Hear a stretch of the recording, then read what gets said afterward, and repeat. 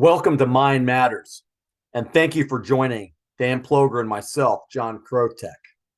This podcast is where we discuss the critical social, economic, and spiritual issues that affect all of us. We, the people, are in a battle against the forces of entropy, forces that are hell-bent on gaining power for personal reasons, forces hell-bent on destroying the concepts of freedom and individual thought, forces which don't benefit the social order. Thank you again.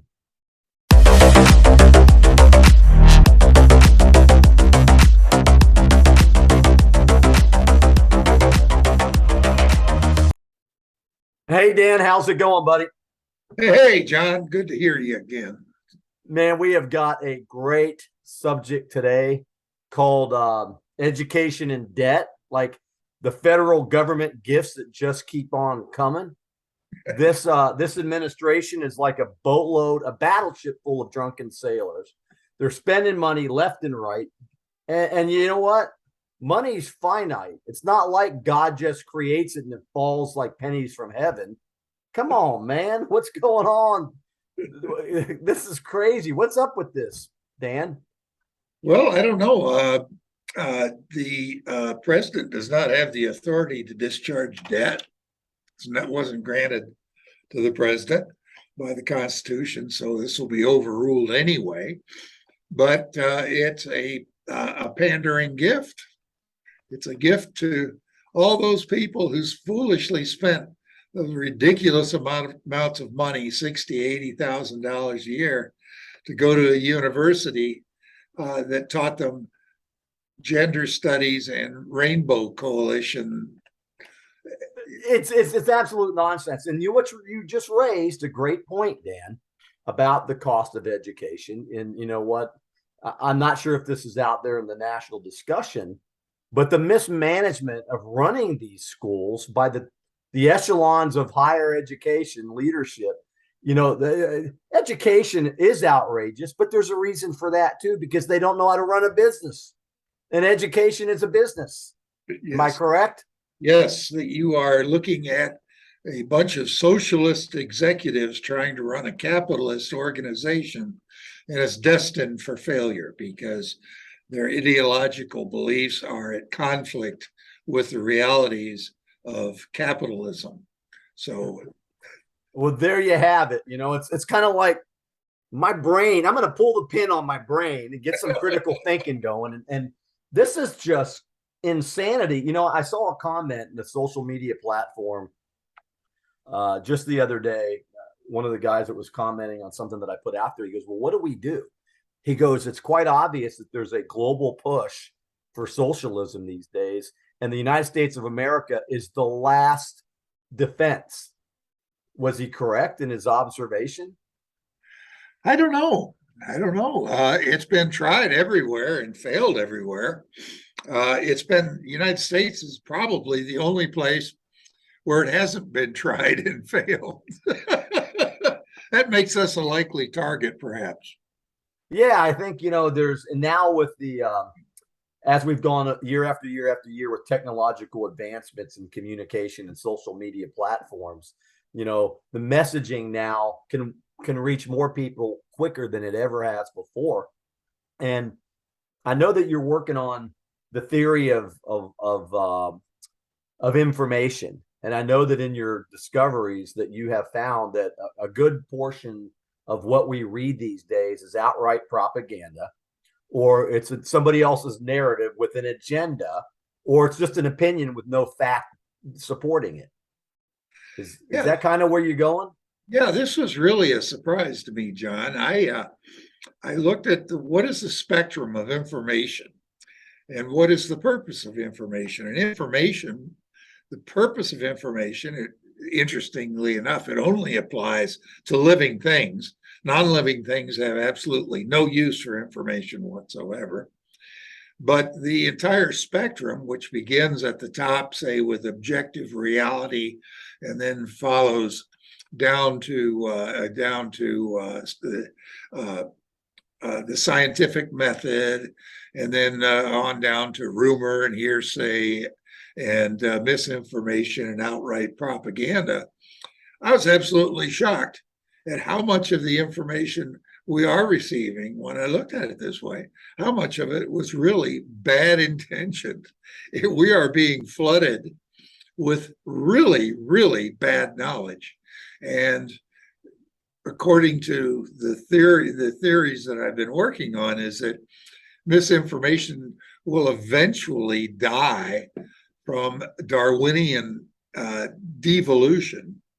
But that takes some time. So there's an intermediate step there where people are forced to decide whether they're getting good information, good knowledge, reliable knowledge, or whether they're hearing something that's intended to sway their position to the benefit of the messenger. So it's really fascinating to me how much information is down there, and down there meaning at the lower end, the propaganda end of the spectrum. And it was shocking to me, but it just reinforced to me that the only defense against this is our ability to think critically and our ability to evaluate the value of information and what's right and what's wrong. I mean, we've just gone through Fauciism, which is a tremendous lesson on mis and disinformation. But our government, and then again, is one of the largest proponents of giving this bad information with their ill-fated, what was it, the Ministry of Truth. Yeah, that lasted all of about 72 hours that they pulled the plug on that. I mean, the woman was singing a song about Mary Poppins, and wasn't that bizarre? That's like the craziest thing I've ever seen. This Department of Disinformation and the search for truth, and the woman was a wacko. Sorry, with all due respect. But of course, if you're the leading proponent of misinformation and propaganda, you're going to accuse your opponents of that. So just to further confuse the populace. But we're in a time where we really don't know how to manage things like Facebook. And by the way, when you put it on the spectrum, where does Facebook, TikTok, and Twitter fall? Yeah, way down there, somewhere way down at the bottom. Nefarious platforms to serve an agenda, a purpose that's not good, right? To divide the people. Exactly. This is what we're being told, or is our source of information. So we as a society don't yet know how to deal with too much information. Yeah, I feel like McMurtry in One Flew Over the Cuckoo's Nest. I faked being crazy to get in. And once I'm in, I realize that I'm not crazy, right? Yeah. I'm reminded what you say. I'm reminded of a couple modern cultural, I guess, visions. One is that song by Devo from the 80s, Are We Not Men?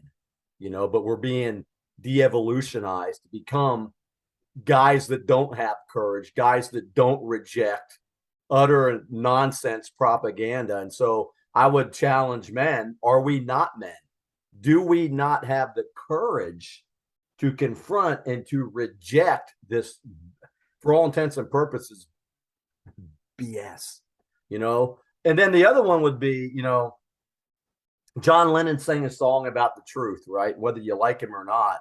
He said, just give me some truth, So I asked our government and I challenged them. We deserve the truth. We, the people, deserve the truth because you govern us.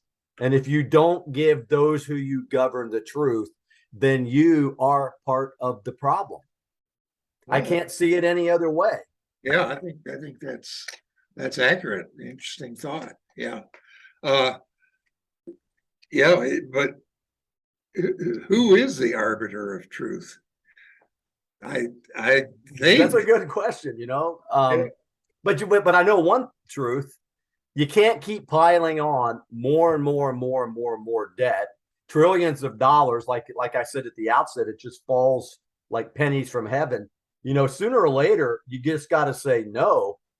Who was it who said? Harry Truman. The buck stops here. And I can guarantee you this, the president we have in office now couldn't even hold a candlestick to Harry Truman. There's no way. No, no, no. Well, it's unfair to compare Joe Biden with anybody. That's true. That's true. It's unfair to Joe. The poor man, he doesn't, he's been put in a position he absolutely lived his life for. But now that he's there, he doesn't even understand or realize that he's there. So I go back to the question again, are we not men?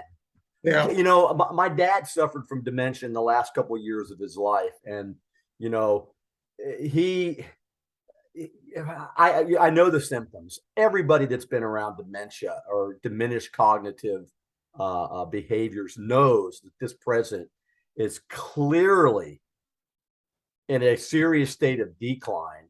And as a matter of fact, a friend of mine from Texas, this is hearsay, but maybe there's some relevance to it, was in the Oval Office with this president not long ago, and they said it was like it was a puppet show. And there's a 4-letter word that comes before show. It was a puppet, you know, and my gosh, even the little bit that we do see, it is. Well, you know, we all love our grandparents, and we all recognize the horrible toll that age takes on those we love. And unfortunately, this is a fact of life, and it's only bookended by all the pain that goes in through the birth process. But you know, shame on the people that love Joe Biden for ever allowing him to put himself in that position, because he will go down in history as by far the worst, the most anti-American president there ever was. He will, the history books have a special place for Joe Biden. And it's a shame. It's a shame. I blame his wife, Dr. Jill, who knows what the situation is and should have had enough love for her husband. She would have prevented him from ever getting into that situation. Yeah, I agree with you, Dan. And, you know, and the sad part is to piggyback off of your thought and your sentiment, which is spot on, is that power and control and financial opportunities sometimes supersede divine love. And I think that, you know, based on what you just said, that's a perfect example of what happens when divine love gets usurped for those things that the history books will write about someday. And it's a debacle, and it's a sad theater playing out every day, every time we see this administration, him especially, but every time they propose legislation that puts us deeper and deeper in debt. Well, that is something that's intentional. That's something that's designed to weaken the dollar on the world stage. There are a lot of people across this earth that would like to see the dollar devalued and the dollar lose its importance. So those are the people that are in charge of our fiscal policy. Janet Yellen, our Secretary of the Treasury, is an absolute buffoon. How could she couldn't even stand up in front of a freshman class in economics and not be booed off the stage. It's just, again, an example where ideology overrules common sense. And of course, unfortunately, we're seeing an awful lot of that. But we're also seeing, you know, you referenced the power, and power is an illusion. It's a total illusion. It's a phantom, because as soon as you standing below in the hierarchy, if you will, you look at those above you and thinking they have power over you, and this is something that you should seek. But when you finally achieve that position, you realize they really didn't have that power after all. They were answering to a boss you weren't even aware of. And so you've got to do their bidding. You think Joe Biden's the most powerful man on earth? Do you really think he's the most powerful man on earth? You think he's not beholding to a lot of people that put him in that position, that he's not beholding to his electorate? So the whole power is just an interesting subject, because my life experience said you never achieve it. You know, you And reminded me, yeah. somebody else standing over you with tapping their palm with a ruler. You reminded me of, a part of my life, a time in my life when I was approached by local government to run for a county commission seat. And I was drawn into a meeting in our downtown city there, and basically some really big, heavy power hitters, developers, and politicos. And I'm not going to mention any names, and I would plead the fifth if they ever asked me questions. But I was with an Army buddy of mine, and I'll never forget, one of these guys said to me, John, you could win this election based on your personality, and people trust you. And then I'm like, head starting to feel big, And then he goes, but once you get there, you can do anything you want. Right. And underneath the table, my buddy, my Army buddy, we have a code in the Army, that he kicked me. Right. So we ended up having lunch. Guy basically said I could lie. I could lie to get in the office and then lie once I'm there. Right. And he said, they lost you, didn't they? And I said, they did. And then I called the person in charge the next day and I said, I've decided, the timing's not right for me. I don't think I'm going to run for office. And it wasn't 48 hours later, one of the sitting commissioners calls me. He knows who he is. And he said, John, good decision.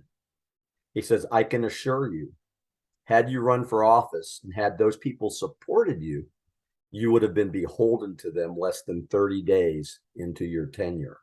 Yes. And he said, if you ever run for an office, surround yourself with people who really care about you.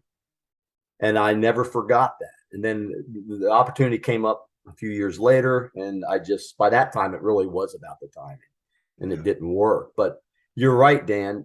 These people, I don't think Joe Biden, he's powerful in a sense, but I don't think he's calling the shots.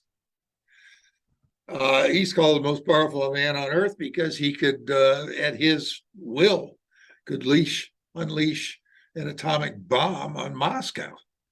Well, do you think Joe Biden could drop an atomic bomb on Moscow? I don't even want to talk about what kind of bombs he's dropping, but it is, all kidding aside. Yeah. So it's an illusion. It's something that has been created that doesn't really exist. It's ethereal. It's a smile on a dog. Yeah, and that fleeting moment. So I say that, and you mentioned it. Common sense does matter, whether we want to admit it or not. And something you maybe think about. Everything that glitters is not gold. Well, the gold that doesn't glitter is not necessarily, or is not a nugget. It is a nugget. It's a nugget of truth. And sometimes the truth doesn't glitter. Sometimes it's tough. Sometimes it's tough to stand up for the truth. And, you have to be brave. Are we not men and brave women? Are we not courageous? Don't we have intuition? Don't we know when we need to stand up and reject lies? Or have we forgotten that? Don't we have a choice on what to believe and what not to believe? We keep handing out money. And I can assure you, Dan, they will tank the dollar, and we'll all be eating earthworms by the end of the year, or at least by the end of next year. Yeah. Well, earthworms they better than grubs. Well, I don't know, and I don't want to find out, but that's where we're at, So this debt in education has deeper meaning to it than the topical meanings we see in the news. There's more to it. Yes, and we didn't the obscenity of that program to forgive that debt is just outstanding. Imagine those who have dutifully paid off their debt. Now they're being punished because they're going to have to pay off the debt of those that didn't. So this is a wealth transfer. It's going to fail because, again, the president does not have that authority. That any Supreme Court, Democratic or Republican Supreme Court, would have to rule that that's unconstitutional.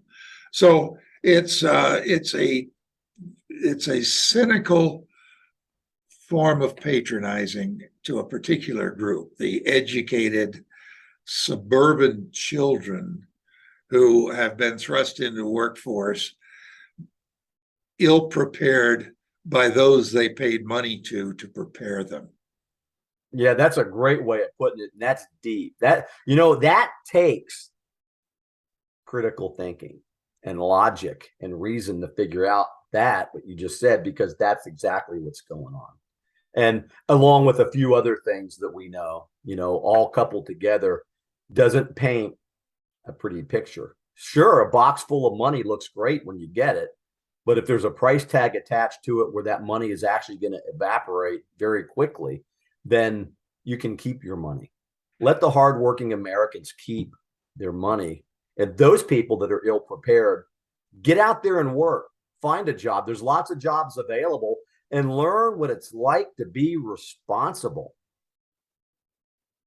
You went to college. You're supposed to be fairly intelligent. Don't sit back and let the blue collar workers or guys like us who went to college and paid our way pay for your choices to get a higher education. I mean, that's stupid. Without calling anybody a name, of course. No, of course. That idea, that belief is not intelligent.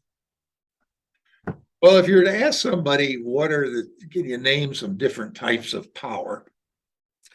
One that would come to mind, of course, would be money. Another would be power itself. Another is time. And my research has shown me that nature has only one currency, only one, and that is time. Nature, gold, dollar bills have no meaning at all in the world of nature or in which we are immersed.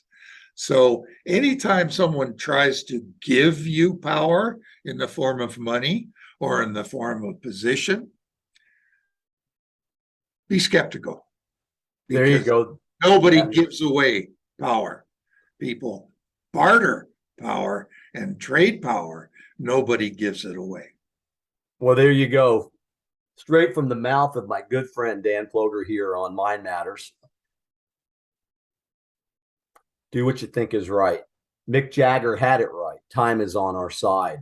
We have been blessed from the universe with that gift of time, the true currency. So reject lies, stand up, be brave. Dan, are we not men? Yes. Be proud of your masculinity. Be proud of your ambition. They're noble characteristics. Thank you. Thank you for joining us on another episode of Mind Matters. Use your critical thinking. Use logic and reason. Make your own determinations on the critical issues. Stay alert. Stay alive.